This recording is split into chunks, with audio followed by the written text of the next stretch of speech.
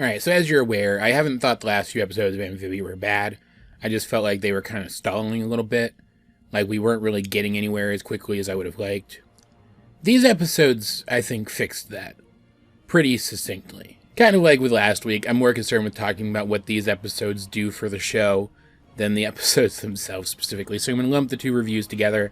Hopefully we'll get back to the other format relatively soon, because I like the other format, but this is just how I feel like doing it again, right? The first of these, Fight at the Museum, showed Anne and Sprig and the other planners being impelled by Anne's mom to go spend some time at the museum. Anne's been spending a lot of time not sleeping so that she can try to research ways to get the planners home.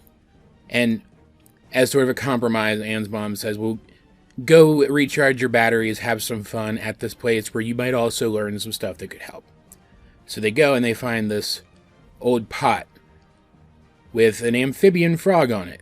Like amphibian as in from Amphibia. You get what I mean. And even though Dr. Jan, the museum worker who oversees the whole museum or this part of the museum or whatever, comes off as very helpful, and I feel like they could have gotten some information out of her that would have been useful without revealing who the planters were. They decide, well, Anne decides they need to steal this thing so they can examine it, and so they break into the museum. But our old friend, the robot, who can't trace Anne with its energy sensor anymore because that was destroyed, but who is otherwise repaired, finds her through the museum surveillance system and attacks the museum, and it ends up causing a lot of destruction. And then Jan finds out anyway, but she's still willing to help. And in the second of these two episodes, Temple Frogs, Anne and her family go to the local Thai temple to interact a bit with the Thai community. We don't know at first at the start of the episode, but the rest of the Thai community helped her family a lot when Anne first disappeared, and they feel like they owe them, which is interesting because it kind of harkens back to how the planters felt like they owed Anne's parents for taking them in, when these are just really kind people who will help you if you need help, right? They're very much like the planters in that way.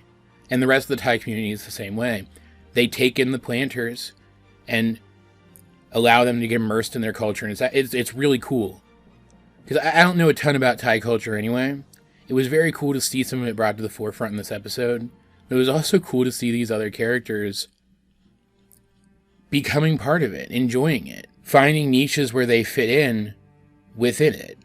It made it feel like, man, if I had a group like this around me, they'd probably be pretty nice, you know? It's just a really cute, really wholesome episode. And the robot ends up, he doesn't show up in person, but he has little drones that he sends to the Thai temple to attack, because he's damaged again now. And so there's another robot fight. It's a different robot fight, which is cool, because it's actually falling into that Monster of the Week niche that I thought it was going to now. And the people help. They're willing to help when they see that Anne is the target. They don't know the true threat of this thing, but they're willing to help, and they even accept the planters when their identities are found out.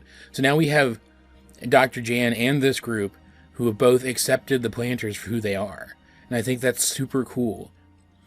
But there's this undercurrent of Anne having to come to appreciate her culture again too, right? Like, she's still so obsessed with finding out more stuff about how to get back to Amphibia, and Dr. Jan did call her, or text her, or whatever, you know what I mean, and said that she has information. She found something out about the thing. And so Anne is anxious to get there, but seeing her friends enjoying interacting with her culture so much helps Anne to come to appreciate it more as well, which I thought was very cool. Because didn't something similar happen back on Amphibia?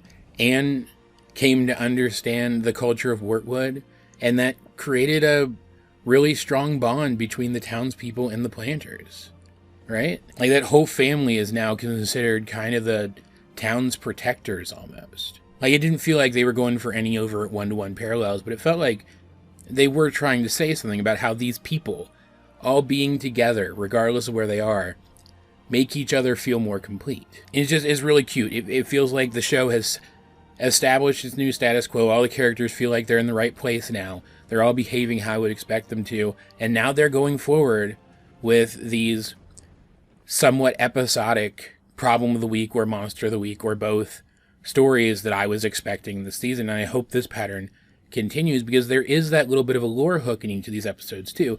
There's the pot in the first episode, and then they tease the message at the end of the first episode too. I think that's when they did it, or the very beginning of the second one. It was something along those lines. I don't remember. It doesn't matter though. And then at the end of the episode, we get what the message says, because I didn't even know this, but I mean, I guess I did. I guess I was supposed to know this, but I didn't really think about it. Anne has Marcy's notes, so she's able to translate this old amphibian script. And it says, I'm going to look it up real quick to make sure I'm right. I'm 100% right. No, I have it. Here we go. Seek the mother of Olms, or Alms, which I'll talk about in a second. She will guide you to your destiny.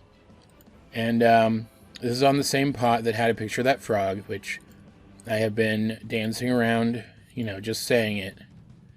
But it's definitely the same frog from that portrait of Andreas and Beryl. The one with the same complexion as Sprig and Polly, and with the same hair color as Sprig. The one that has been theorized to be either their mom or an ancestor, as well as seemingly being the figure who stole the Calamity Box from Andreas and stopped his conquests all that time ago.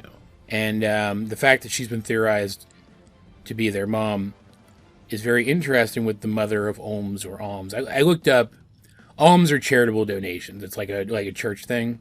So I don't know why alms would be used there, unless it's like saying maybe like the mother of charitable people or something, because the planters are charitable people. Or the mother of like a kind mother maybe, or something, like a good person. I don't know. It's odd, but an olm is a kind of amphibian. It's not a frog, obviously. It's a kind of blind salamander that lives in caves, but its name means something along the lines of something that burrows up from underground. So I'm thinking maybe if this person, because according to the relief on the pot, this person came through to Earth with the Calamity Box. The theory that it was this frog from the portrait that brought the Calamity Box to Earth is confirmed true. And if this person came through from somewhere else, it makes sense that ancient peoples might have mistaken that as them coming up out of the earth or something, right? Or that it could be more metaphorical. An olm, they called this amphibious person an olm because it's this amphibious person that came up to Earth from somewhere else. Like, I'm reaching, obviously. I don't know why this specific word was used here, why olm or alm, regardless of what it says, was used here. Like, neither one really makes perfect sense. But it's very clear that this is trying to tell us something. And it all relates back to the identity of this character. And something about destiny. So we're getting back into that stuff with, like, the temples and stuff again. The girls, in whatever way, whether it was, like, actual destiny or something that somebody led them towards in some roundabout way, the girls were supposed to do this. And I really like that we're finally getting back to that, because that's the deep lore of the show. And you guys know how much I love deep lore. Like, legit, in my downtime and while I've been editing videos and stuff over the last couple of days, I've just been listening to people talk about lore of fandoms that I'm, like, tangentially interested in. It's the SCP Foundation right now. That's what I do. I'm a lore guy. So I'm very excited about that. I'm excited about these episodes in general, about the structure of these episodes in general, about the characterization in these episodes in general. This felt so much more like what I expected from season 3. Even Dr. Jan, like, already I find her to be a super likable character. I don't entirely buy her being so okay with their fight wrecking the museum, but it's fine. Whatever. This show's kind of loosey-goosey with how big a deal collateral damage is anyway most of the time, so it's whatever. And she is a super likable character. She's into cryptids and ufology, doesn't matter, all that kind of stuff already anyway, but like in a way that makes her more open-minded. So it makes sense that she wants to help them so that she can learn more about them in the process.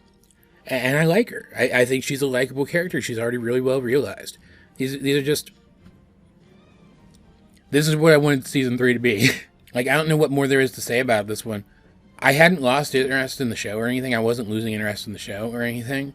But these are just so much stronger than even the last few have been. Oh, this does make me wonder, though, if the secrets that Anne and the Planters are trying to keep getting uncovered so easily. How long is it going to be before people in general know about the Planters? And how much longer is Anne going to be able to keep all of her secrets about the specifics of what happened in Amphibia from her parents? I don't know. I do want her parents to know everything, though. I really like her mom. Her mom's an excellent character, too. And I think she'd be pissed at Anne keeping secrets from her, but I think the situation would really benefit from her mom knowing the full specifics, you know. As per usual, though, guys, I'd like to know, what do you think of Fight in the Museum and Frogs at the Temple? Frog Temple? Temple Frogs. That's it. I remembered. If you haven't seen them, let's get this session going in the comments section down below. And while you're down there, you might as well like the video, share it with anyone else you think would enjoy my content. Keep saying that faster and faster every time. Getting good at it. Subscribe. If you haven't, you can also check out links to my various social medias, as well as the many ways you can help out the channel. Those will be in the video description. But either way, this has been AJ22, and I will talk to you guys later.